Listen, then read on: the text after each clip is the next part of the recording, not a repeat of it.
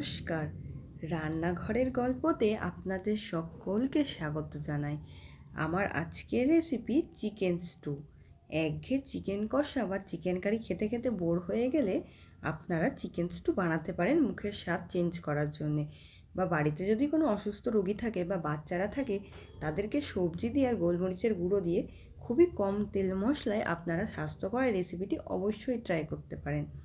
আর যারা ডায়েট করছো তারা তো অবশ্যই এই রেসিপিটি ট্রাই করো, যেটার ক্যালোরি খুবই কম কিন্তু খাওয়াও খুব ভালো আর খেতেও খুব টেস্টি হয়। খুব কম তেল মশলায় সবজির সাথে খাওয়া যায় এটা।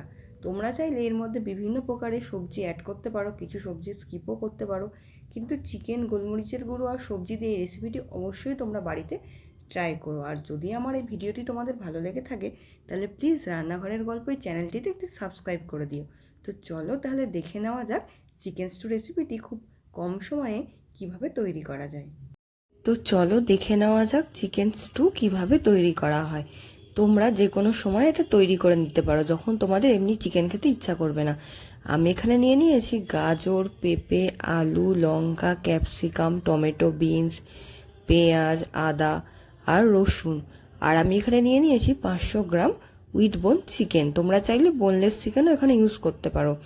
আমি যে সবজিগুলো নিয়েছিলাম সেই সবগুলোকে কুচিয়ে নিয়েছি, আর আদা আর রসুনগুলোকে আমি গ্রেটারের সাহায্যে গ্রেট করে নিয়েছি। তোমরা চাইলে এখান থেকে কিছু সবজি স্কিপও করতে পারো বা আরও কিছু অ্যাডও করতে পারো।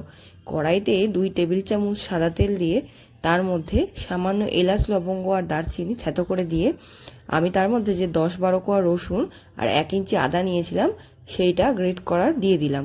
আর আমি এবার এর মধ্যে দিয়ে দিচ্ছি যে 2টো বড় সাইজের পেঁয়াজ নিয়েছিলাম, সেগুলোকে কুচি করে দিয়ে সামান্য পরিমাণে ভেজে নিলাম। তারপরে আমি চিকেনগুলো এর মধ্যে দিয়ে দিচ্ছি। চিকেন স্টুতে চিকেনের মধ্যে কখনোই হলুদ ব্যবহার করা হবে না। চিকেনগুলো দেওয়ার পরে আমি এর মধ্যে 1/2 টিস্পুন নুন দিয়ে দিচ্ছি। নুনটা আপনারা আপনাদের পরিমাণ মতো ব্যবহার করবেন। আর আমি এখানে দিয়ে দিয়েছি 2 থেকে 3টে চেরা কাঁচা লঙ্কা। এবার হাই ফ্লেমে 5 থেকে 7 মিনিট চিকেনটাকে খুব ভালো করে পেঁয়াজের সাথে ভেজে নিতে হবে। এটা কিন্তু লো ফ্লেমে ভাজলে চলবে না। হাই ফ্লেমে 5 থেকে 7 মিনিট ভেজে নেওয়ার পর একে একে কেটে নেওয়া সবজিগুলো দিয়ে দিতে হবে। গাজর, টমেটো, আলু, পেঁপে, ক্যাপসিকাম। আমি যেই সবজিগুলো নিয়েছিলাম ধীরে ধীরে সেই সবজিগুলো এর মধ্যে দিয়ে নাড়াচাড়া করে নিচ্ছি ধীরে ধীরে। সবজিগুলো দেওয়ার পরে আরও 5 মিনিট লো ফ্লেমে ভাজতে হবে। এই সময় দিয়ে দিতে হবে 1/2 থেকে 1 টিস্পুন মতন গোলমরিচের গুঁড়ো, আর দিয়ে দিতে হবে পরিমাণ মতন উষ্ণ গরম জল। জলটা এমনভাবে দিতে হবে যাতে মাংস আর সবজি পুরোটাই জলের মধ্যে ডুবে থাকে, কারণ স্টু মানে একটু ঝোলঝোল হবে। জল দিয়ে আমি ঢাকা দিয়ে 15 মিনিট রেখে দিলাম। 15 মিনিট পরে আমি ঢাকনাটা তুলে দেখুন চিকেন স্টু একদম রেডি হয়ে গেছে। আমি এবার এটা সার্ভ করব। আপনারা চাইলে পাউরুটি সেকে তার সাথে, রুটির সাথে বা এমনি জ্বর সর্দি কাশি হলে এই চিকেন স্টুটা বানিয়ে অবশ্যই খেতে পারেন, যা শরীরের জন্য খুবই ভালো।